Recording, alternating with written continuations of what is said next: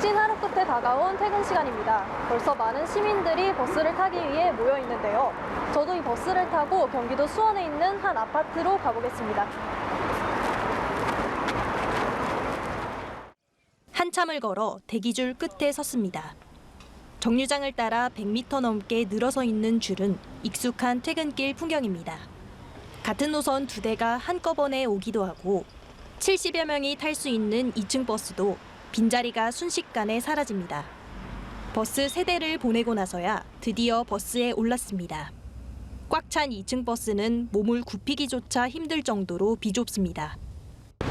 버스를 기다린 시간까지 포함해 50분 정도가 걸렸습니다. 이곳은 바로 앞에 아파트가 있지만 집이 역과 멀거나 환승을 해야 하는 경우 귀가 시간은 8시를 훌쩍 넘기게 됩니다. 서울과 경기도를 오가는 광역버스는 3천여 대입니다.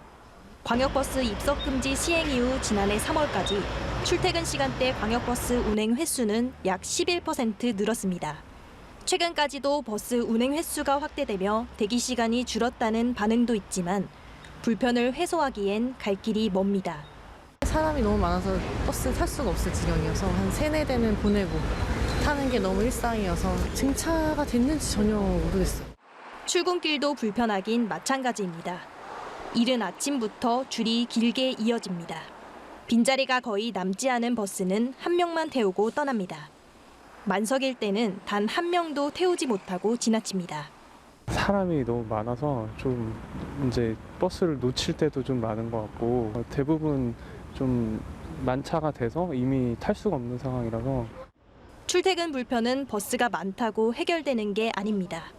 광역버스 여러 대가 도로를 점거하듯 뒤엉켜 꿈쩍을 안 합니다.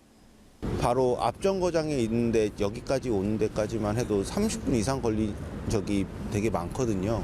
6시, 7시쯤에 퇴근하고 오면은 평균 1시간은 계속 기다린 것 같습니다. 광역버스 대란의 혼잡한 도심 속 불편한 기다림은 출근길 시민들을 더욱 춥게 만듭니다. 연합뉴스TV 김예린입니다. 광역버스를 편하게 탈 수 있는 좌석 예약제가 있습니다. 1시간 전까지 예약이 가능하고 이렇게 보시면 예약자만 따로 줄을 설 수 있는 공간도 있는데요. 제가 직접 예약을 해본 뒤 버스를 타고 이동을 해보겠습니다. 일부 경기도민들은 광역버스 예약의 미리를 이용해 버스를 놓칠 수 있는 변수를 줄입니다. 출근길이나 퇴근길에는 그 예약을 하는 게 아무래도 좌석이 많이 부족해서 그거는 보장이 되어 있기 때문에 이제 많이 사용하는 것 같습니다. 이용률이 높은 정류장은 이미 전날부터 대부분 매진입니다. 일반 버스 대기줄에 서 있는 시민 대다수는 앱의 존재조차 모릅니다. 저도 사용한 적도 없고 저 주변 분들도 사용한 거 본 적은 없는 것 같아요. 저는 아까 예약한 버스를 탔습니다. 이 버스는 예약한 승객만 탑승을 할 수가 있는데요. 그렇다 보니 이렇게 붐비기보다는 굉장히 쾌적한 환경에서 갈 수가 있습니다. 하지만 제 뒤로 길게 줄이 서 있었는데 아직 예약한 분들만 탑승을 하실 수가 있다 보니까 이렇게 빈자리가 있어도 하실 수가 없는 경우가 다반사입니다. 빈 좌석이 10자리가 넘은 채로 운행되기도 합니다. 44석이고 네. 30에서 40명 정도 타는 거예요. 아, 예약 안 했으면 못 타나요? 안 돼. 아, 카드 찍고 못 타요? 안 돼요, 지금 예약. 국토부는 이 같은 문제를 인지하고 현장에서도 승객이 탑승할 수 있는 혼용 탑승을 추가하는 방안을 검토 중입니다. 일반 승객분 타실 수 있도록 하는 혼용 탑승의 방식을 하는 노선이 일부 있습니다. 빈 차로 가는 거는 재정 낭비니까 계속 수정 보완 해나가고 있는. 혼용 탑승은 예약률이 낮은 노선들 위주로 이루어지고 있습니다. 하지만 혼용 탑승을 통해 최대한으로 탈 수 있는 인원은 2천여 명에 불과한 것으로 추정됩니다. 경기도에서 서울로 오고 가는 출퇴근 인구는 120만 명이 넘습니다. 3시간가량을 버스에서 보내기 위해 수시로 예약 어플을 확인하고 또 매일 아침 저녁마다 긴 줄에서 전쟁을 치르는 게 이들의 일상입니다. 연합뉴스TV 김수빈입니다. 입석 금지 조치 이후 본격적인 광역버스 증차가 이뤄졌습니다.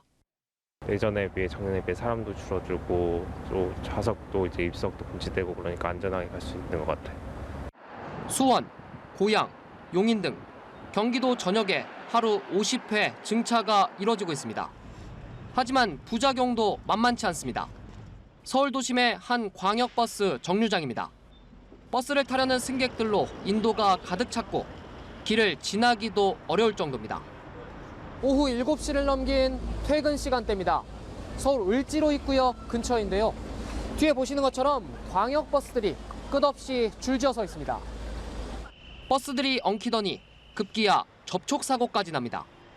광역버스 대란은 결국 시내버스까지 그 여파가 미칩니다. 서울시에 들어오는 차들이 광역차가 어마어마하게 많아졌습니다. 시민들이 대전까지 가기를 1시간 20분, 40분은 걸립니다. 승객들도 불편하긴 마찬가지입니다. 표지판에는 1분이면 들어온다는데 아직 안 들어오고 있어요. 지금 한참 기다렸는데. 최근 서울시가 설치한 노선 표시 안내판도 교통체증의 요인으로 꼽혔습니다. 지정된 자리에서만 승하차가 가능해 정류장에 버스가 한 대밖에 못 들어오면서 뒤에 있는 버스들이 줄줄이 밀릴 수밖에 없습니다. 시민 불편에 서울시가 표지판 운영 유예와 일부 광역버스 정류장 분산 등의 개선책을 내놨습니다. 하지만 노선 표시 안내판 문제 역시 대안 없는 광역버스 증차에서 비롯된 거라는 지적입니다. 결국엔 증차 못지않게 버스가 빨리 움직일 수 있어야 한다는 겁니다. 버스 운행의 정시성 확보의 가장 핵심인 버스 전용차를 과감하게 확대를 해야 된다. 버스의 순환 속도가 빨라져가지고 동일한 버스를 가지고도 엄청난 증차 효과를 가질 수가 있게 되는 겁니다. 다만 대중교통 중심의 정책이 가능하려면 승용차 운전자들의 이해가 선결 요건입니다. 효율적인 버스 운행을 위한 인프라 구축과 설득이 없다면 지옥 같은 출퇴근길 계속될 수밖에 없습니다. 연합뉴스 TV 나경렬입니다.